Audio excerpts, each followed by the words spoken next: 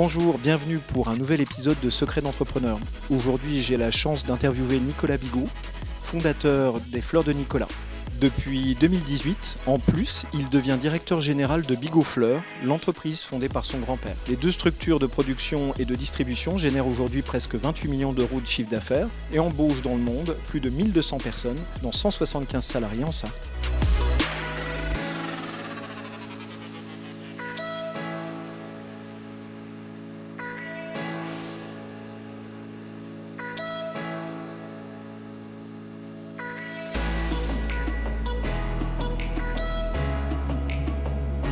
Nicolas, explique-nous un petit peu qu'est-ce qui s'est passé avant que tu décides de créer les Fleurs de Nicolas. Comment ça s'est passé ce projet ? Alors, j'ai jamais rêvé quand j'étais petit d'être chef d'entreprise, ça ne fait pas partie des rêves d'enfant. J'ai suivi un cursus d'études assez classique, prépa, puis école de commerce après.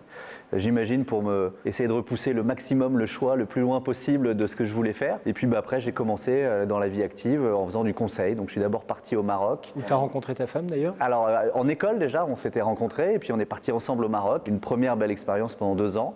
On est rentré à Paris ensuite pour continuer à travailler, elle dans le conseil et moi aussi dans le conseil. Fiscal de souvenirs ? Fiscal, ouais. Donc on était assez loin des fleurs à l'époque. Et à un moment donné, j'ai senti qu'il me manquait quelque chose et que j'avais besoin de donner un peu plus de sens à ce que je faisais.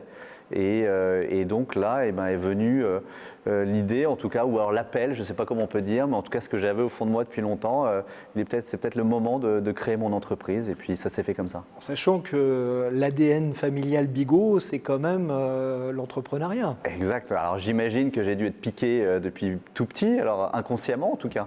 Mais c'est vrai qu'un jour, j'ai vu mon père à Montparnasse, on a pris un café, et puis là je lui ai dit, je crois que j'ai envie de créer ma boîte. Alors il m'a dit, t'es sûr de toi ? Parce que c'est quand même, c'est pas un long fleuve tranquille. Il dit, ouais, je crois que c'est ce que j'ai envie de faire. Et puis l'aventure était partie. Alors pour les téléspectateurs qui ne savent pas, c'est que donc, ton père a repris l'entreprise de son père, de ton grand-père. C'est ça. Donc le groupe Bigot Fleurs. C'est ça. Mais avant, lui-même avait construit sa propre entreprise. C'est ça, un peu comme moi j'ai fait en créant les Fleurs Nicolas, puis en reprenant après le groupe familial. Il y a peut-être un contrat tacite qu'on a entre nous. Chaque génération doit d'abord créer son entreprise et puis derrière faire ses preuves, on va dire mettre les mains dans le cambouis du début et puis éventuellement lorsque ça fonctionne, rejoindre le groupe familial. C'est ce qui s'est passé pour moi. Alors si on reprend uniquement le projet donc, initial, les Fleurs de Nicolas, du e-commerce, de distribution de fleurs, c'est quand même un enjeu. Et on était en 2008 ? On était, c'est ça, 2008-2009. Alors, ce n'était pas le début d'Internet, mais en tout cas, le e-commerce de fleurs, ce n'était pas ce que c'est aujourd'hui.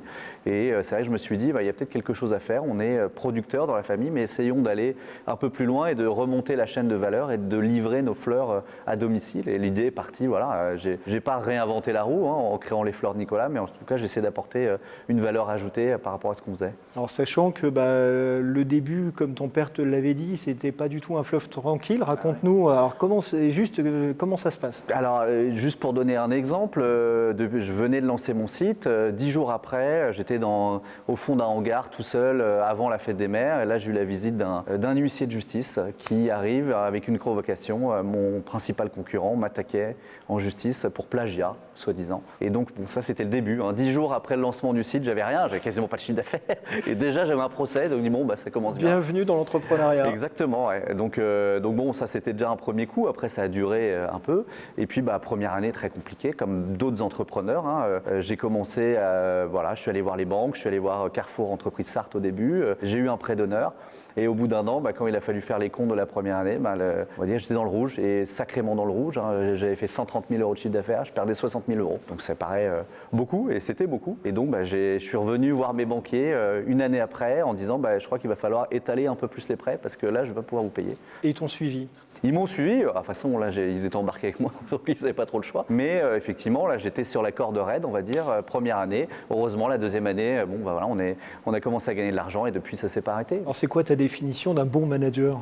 C'est une bonne question. Le bon manager, c'est celui qui, j'imagine, arrive à faire exprimer les talents autour de lui. Et moi, mon but, il est assez simple, c'est que les gens viennent chez nous avec plaisir et envie de développer l'entreprise et que je ne sois pas le seul à tirer et tout, et qu'il n'y ait finalement pas trop de turnover au final. Et on le voit dans notre entreprise, il y a très très peu de turnover, il y a beaucoup de promotions internes, donc j'imagine que les gens s'approprient la vision et c'est un peu leur bébé aussi, c'est le but. Alors ils s'approprient une vision qui a été déjà écrite, j'imagine, en amont, ou tu les fais participer, comment ça se passe? La vision, non, on essaye de la partager, c'est certain. Est-ce qu'on fait participer à la vision? Pas forcément, puisque ça reste notre entreprise, donc on essaye de la formaliser au maximum. Ce qui est important, c'est de la partager pour que tout le monde ait un cap et soit pas simplement dans sa roue ou ta tête dans le guidon en train de travailler. Alors justement, qu'est-ce que ça t'a apporté en termes alors peut-être de crédibilité, de légitimité, mais aussi de ces compétences?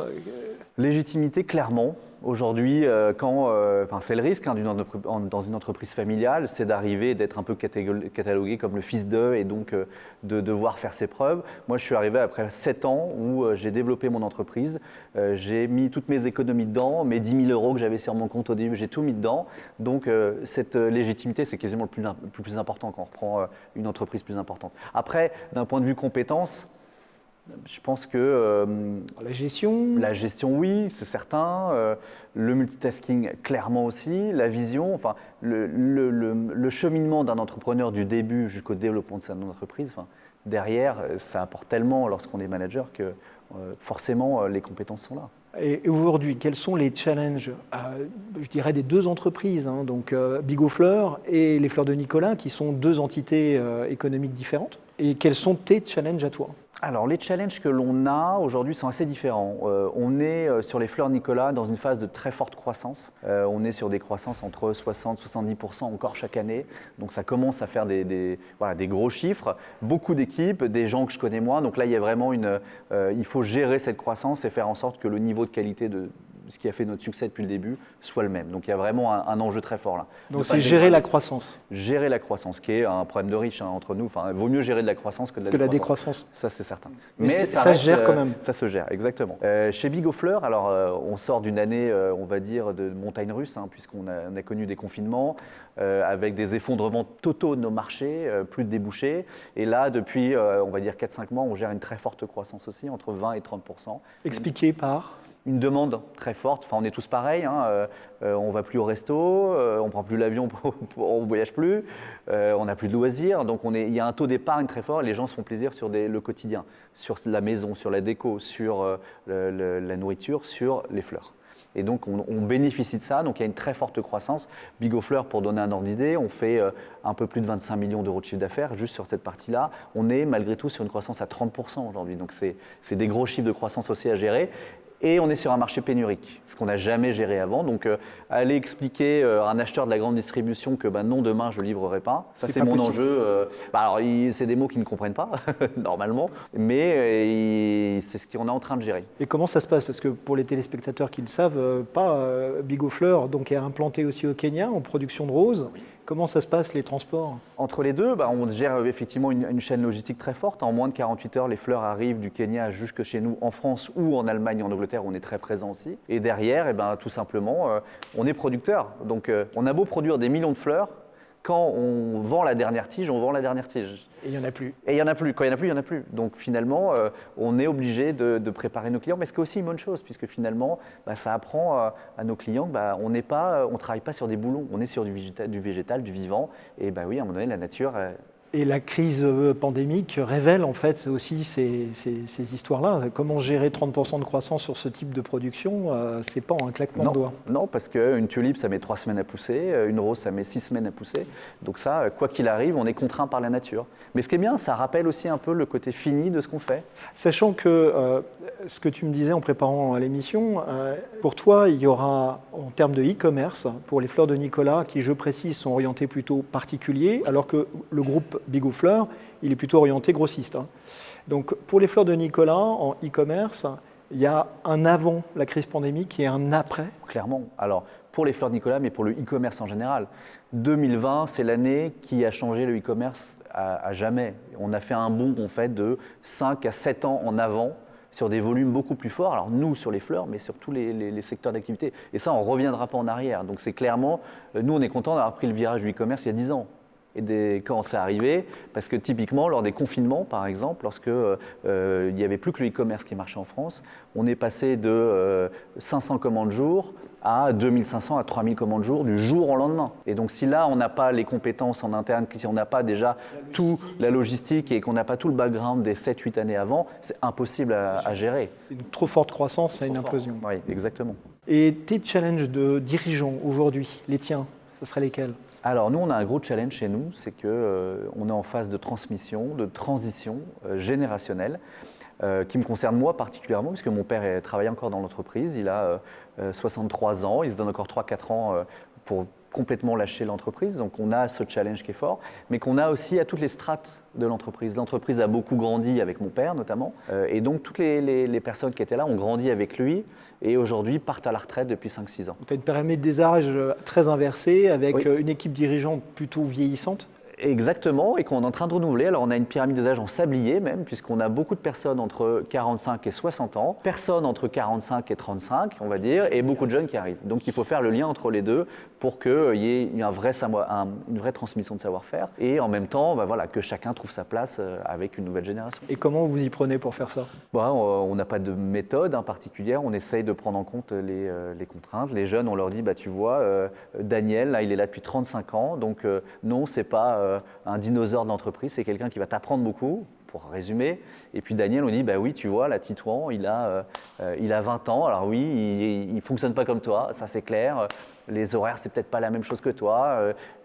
Clairement, il ne fonctionne pas. Mais par contre, le futur, c'est lui, c'est pas toi. Donc il faut que tu lui transmettes ton savoir. D'accord. Donc c'est une communication sur ces deux strates d'âge, donc la génération Z et puis la génération X, non, c'est fin Y d'ailleurs. Oui, complètement. Donc c'est d'arriver à faire communiquer et prendre le meilleur de chacune de ces générations. Exactement, oui. Okay. C'est ce qu'on essaie de faire. Un petit peu de ton histoire perso d'ailleurs, entre 3 générations d'entrepreneurs. Exactement, tout à fait. Donc Merci. Ça, c'est notre challenge actuel. Avant de se quitter, la dernière question, c'est quels seraient tes conseils pour les créateurs, ceux qui souhaitent développer une entreprise, quel que soit le domaine ? Il faut y aller, il ne faut pas se poser de questions. Les business plans, c'est bien. Enfin, c'est bien pour les banquiers surtout. Et c'est important que ce soit cohérent et que ça serve la vision et l'histoire de l'entreprise qu'on veut faire. Mais à un moment donné, il faut arrêter d'essayer de faire l'hypothèse A, l'hypothèse B, l'hypothèse C. On y va et on corrige au fur et à mesure. Et ça, c'est un bon apprentissage, non seulement pour le chef d'entreprise, mais pour toutes les équipes qu'il y a derrière. Écoute Nicolas, merci beaucoup pour ce partage très intéressant et longue vie à Bigofleur. Merci beaucoup.